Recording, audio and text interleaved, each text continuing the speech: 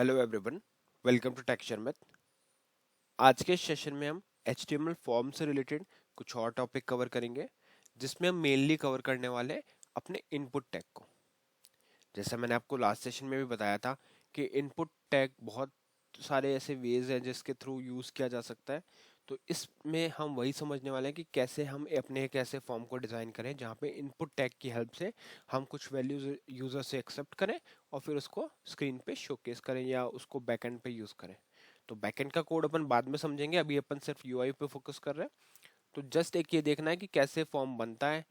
तीन तरह से अपन इसको इनपुट टैग को यूज करेंगे और फिर धीरे धीरे आने वाले सेशंस में सारे मेथड उसमें कवर करने वाले हैं कि फॉर्म में कैसे बनता है। ठीक है, तो सेशन स्टार्ट करने से पहले मैं बस एक रिकमेंडेशन करूंगा कि अगर अभी तक आप लोगों ने पहले वाले सेशंस नहीं देखे हैं तो पहले आप उनको वॉच कर सकते हो, क्योंकि ये जो सारे सेशंस हैं वो प्रॉपर एक सीक्वेंस में है।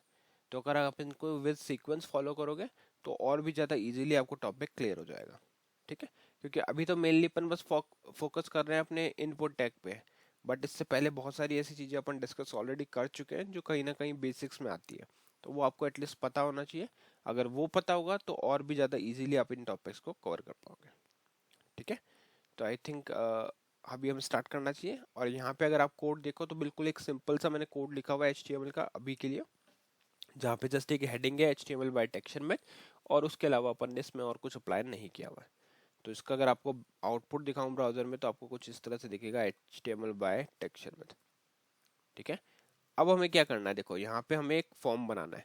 तो पहले अपन रिक्वायरमेंट समझेंगे, है ना। रिक्वायरमेंट समझना सबसे इंपॉर्टेंट होता है किसी भी प्रोग्रामिंग लैंग्वेज में। एक बार आपको रिक्वायरमेंट क्लियर हो गया तो फिर आप इजीली अपने सिंटेक्सेस अगर आपको नॉलेज में है तो आप इजीली अपने डिज़ाइन को, अपने लॉजिक को डिज़ाइन कर सकते हो। ठीक है, तो इसलिए सबसे पहला इंपॉर्टेंट जो चीज़ है वो है डिज़ाइन, इसका अंडरस्टैंडिंग रिक्वायरमेंट, कि अगर आपको रिक्वायरमेंट पता है तो इट्स ओके। ठीक है, तो अभी हम स्टार्ट करते हैं। तो सबसे पहले रिक्वायरमेंट देखो ये है कि हमारे को एक ऐसा फॉर्म डिज़ाइन करना है जो यूज़र का नेम, यूज़र का पासवर्ड और यूज़र की input email email ID input ले। क्या क्या? नेम, पासवर्ड और ईमेल इनपुट ले।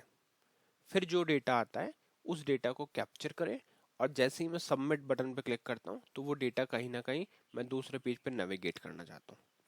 ठीक है, दूसरे पेज के लिए अभी के लिए अपन क्या करेंगे, एक जो मेरा पहले से कोड प्रिपेयर्ड है उस पर अपन मूव कर जाएंगे। ठीक है, तो ये सब कैसे परफॉर्म होगा, ये होगा फॉर्म्स के थ्रू परफॉर्म। तो रिक्वायरमेंट आपको क्लियर हुई। जैसे अगर आपको मैं वेब ब्राउजर पे बताऊँ तो मैं कुछ ऐसा चाहता हूँ कि यहाँ पे पहले मेरा ईमेल लिखा हुआ है, सॉरी नेम लिखा हुआ है। नेम के बाद में यहाँ पे हमारे पास एक फील्ड है जिसमें यूज़र अपना नेम पुट कर सके। फिर हमारे पास फिर हमारे पास पासवर्ड लिखा हुआ है, वहाँ पे यूज़र अपना पासवर्ड फिलअप कर सके। और फिर ईमेल लिखा हुआ है और फिर यूज़र अपना ईमेल फिलअप कर सके। तो ये तीन चीज़ हम इस सेशन में मेनली इम्प्लीमेंट करेंगे।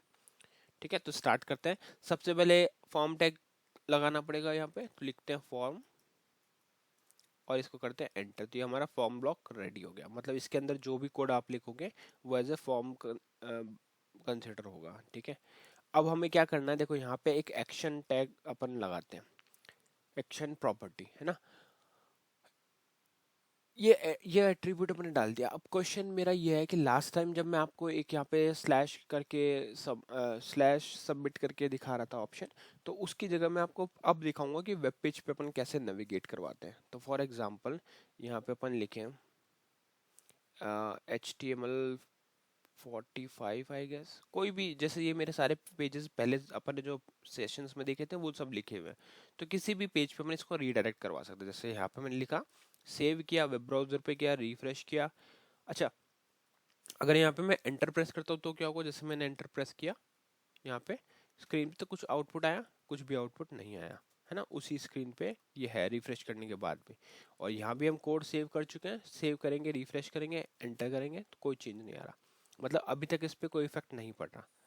अब हम हमारी डिजाइनिंग शुरू करते हैं। तो डिजाइनिंग में मैं चाहता हूँ कि यहाँ पे एक तो सबसे पहले अपन फॉर्म की हेडिंग दिखा देते हैं।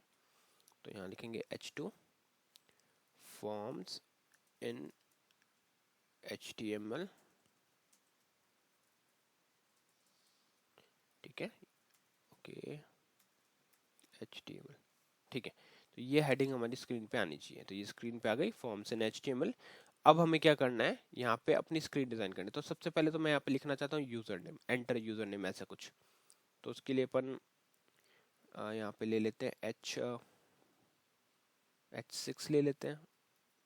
वो डिपेंड करता है कि आप कौन से वे में जाना चाहते हो, बट मैं अभी के लिए H6 ले रहा हूँ। तो यहाँ पे लिखते हैं enter your enter user name. ठीक है। अब यहाँ पे एक चीज़ और बताना चाहता हूँ कि हम टेक्स्ट के लिए और भी बहुत सारे ऑप्शंस होते हैं यूज़ करने के लिए। जरूरी नहीं है आपको H6 हेडिंग ही लो, क्योंकि हेडिंग तो आपको पता है ना पर्पस क्या होता है। हेडिंग का पर्पस होता है कोई भी चीज़ को हाईलाइट करके शो करना, बट मैं अभी आपको एक डेमो पर्पस के लिए इस तरह से दिखा रहा हूँ। तो यहाँ पे आ जाएगा एंटर यूजर नेम। इवन आप इनपुट टैग के अंदर ही ऐसी चीज़ें मेंशन कर सकते हो जिसमें आपको टेक्स्ट भी उसी में दिखेगा। वो अपन देखेंगे धीरे धीरे, बट अभी के लिए एक नॉर्मल मैंने टेक्स्ट ऐड किया, एंटर यूजर नेम। अब हमें इसका इनपुट टैग ऐड करना है। तो यहाँ पे करो एंटर और यहाँ लिखो इनपुट। ये अपने आप इनपुट लिखोगे, आपको लिखना है इनपुट, क्लोज करना है। ठीक है, इसका क्लोजिंग टैग नहीं होता, बस ये आपको इस तरह से लिखना है। अब हम यहाँ पे लिखते हैं सबसे पहले टाइप। तो यहाँ मैंने लिख दिया टाइप।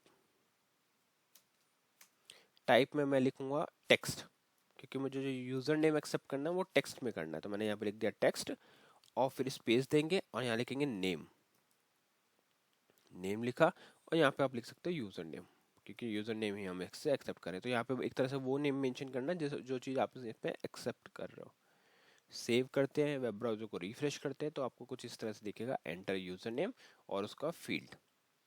ठीक है, ये आ गया अपना पहला फील्ड। अब इस जगह पे आप अपना नेम यूजर नेम जो भी आप पुट करना चाह रहे हो वो यहाँ पे आ सकता है। जैसे मैंने लिखा, मैं एंटर किया तो देखो क्या हो गया, नेक्स्ट पेज पे चला गया। क्यों?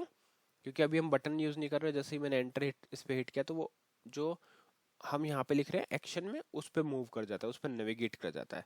तो फॉर्म यहाँ पे आ गया। तो ये जो अपन ने लास्ट सेशन में पढ़ा था वो कोड दिख रहा है इधर। ठीक है, और इंटरेस्टिंग चीज़ ये भी है कि अगर मैं एंटर करूँ तो आप देखेंगे यहाँ पे यूजर नेम इसने नेक्स्ट पेज पे नेविगेट करा यूआरएल के अंदर।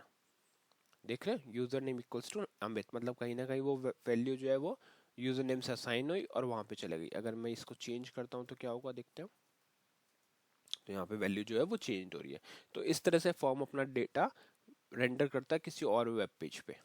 ठीक है, अब इसी तरह से सपोज अगर आपको पासवर्ड के लिए फील्ड बनाना है तो कैसे बनाओगे, देखो यहाँ पे लिखेंगे H4। ठीक है, यहाँ पे लिखते हैं एंटर पासवर्ड। अच्छा, अब मेरा क्वेश्चन है, जैसे अगर अपन इनपुट टैग यूज करें और यहाँ पे मैं फिर से टाइप टेक्स्ट लिखता हूँ, जैसे टाइप टेक्स्ट, अभी के लिए मैं टेक्स्ट लिख के दिखाता हूँ आपको। नेम करते हैं और यहाँ पे लिखते हैं यूजर पासवर्ड। ठीक है, इसको करते हैं सेव, वेब ब्राउजर को रिफ्रेश। तो ये कुछ इस तरह से फॉर्म का आ रहा है अपना। अभी आप बाकी चीज़ों पे ध्यान मत देना कि एक साथ क्यों आ रहा है, मतलब एक ही लाइन में यहाँ पे क्यों नहीं आ रहा। वो सब अपन प्रॉपर डिजाइनिंग भी करेंगे, बट अभी खाली हम देख रहे हैं कि कैसे टेक्स्ट आता है, क्या इनपुट आता है। अब सपोज आपने ये फॉर्म में एक फील्ड बनाया है जहाँ पे यूजर पासवर्ड पुट कर सकता है, और अगर मैंने पासवर्ड पुट किया 123, तो ये तो यूजर को दिख रहा है। इवन अगर ये वेबसाइट कई लोगों के सामने कोई चला रहा है और उस केस में अगर उसने 123, या आप सोच लो प्रोजेक्टर पे आपकी स्क्रीन शेयर हो रहा है, वहाँ पे आप इस तरह से पासवर्ड डाल रहे हो, तो ये तो डेटा लीक हो गया ना अपना। सिक्योरिटी ब्रीच है ये तो बहुत बड़ा, कि ये शो ही कर देगा पासवर्ड। तो इसलिए हमारे पास इनपुट में एक और टाइप होता है, वो हम यूज़ करते हैं, जो है पासवर्ड इटसेल्फ। तो आपको यहाँ पे बस टाइप में क्या लिखना है, पासवर्ड। ये लिख के आप जैसे ही सेव करके वेब ब्राउजर को रिफ्रेश करोगे, अब आप यहाँ पे कुछ भी लिखोगे तो वो एज ए एस्ट्रिक शो कर रहा है ना, मतलब वो हिडन है। तो यही एडवांटेज है अपना इस पासवर्ड टाइप को यूज करने का। ठीक है, तो दो हमने अभी तक टाइप देखे। पहला था टेक्स्ट, जिसके अंदर हमारा नॉर्मल टेक्स्ट आया। दूसरा था हमारे पास पासवर्ड, जिसमें हमारे पास हिडन पासवर्ड आया। तो अब अगर मैं ये वैल्यू फिल करता हूँ फिर से, जैसे मैंने लिखा अमित, यहाँ मैंने कुछ पासवर्ड डाला और मैं अगर एंटर करता हूँ, पासवर्ड डाल के एंटर करते हैं, इसको रिफ्रेश करते हैं एक बार। अमित, और यहाँ आ जाएगा 123।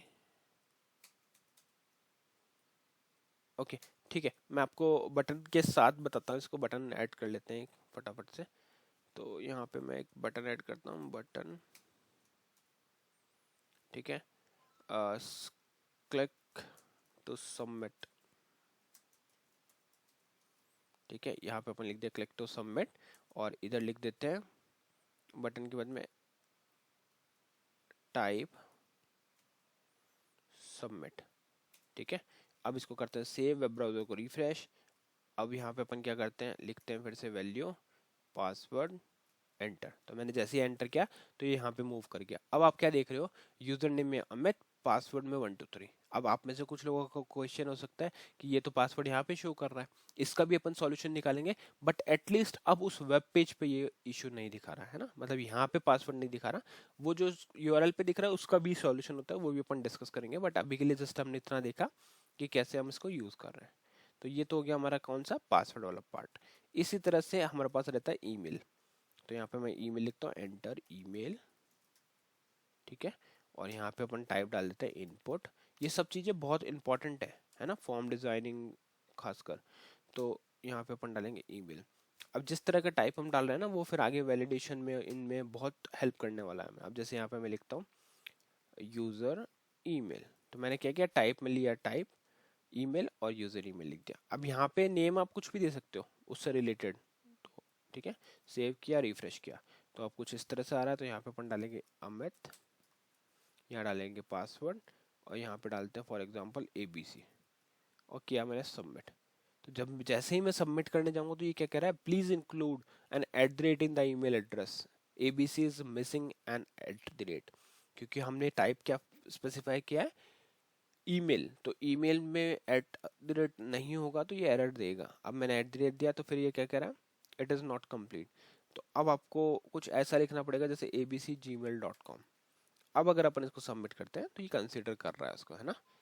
तो ये बेनिफिट है आपके टाइप को सिलेक्ट करने का। तो हमने मेनली इस सेशन में 3 टाइप के इनपुट टैग डिस्कस किए, और तीनों बहुत इंपॉर्टेंट एग्जाम पर्सपेक्टिव से, इंटरव्यू पर्सपेक्टिव से। तो आपको पता होना चाहिए कि टेक्स्ट कैसे एक्सेप्ट होता है, पासवर्ड कैसे एक्सेप्ट होता है, और ईमेल कैसे एक्सेप्ट होता है। ठीक है, तो आज के लिए इतना ही था। नेक्स्ट सेशन में हम और भी टॉपिक डिस्कस करेंगे। So thank you for watching Tech Share में।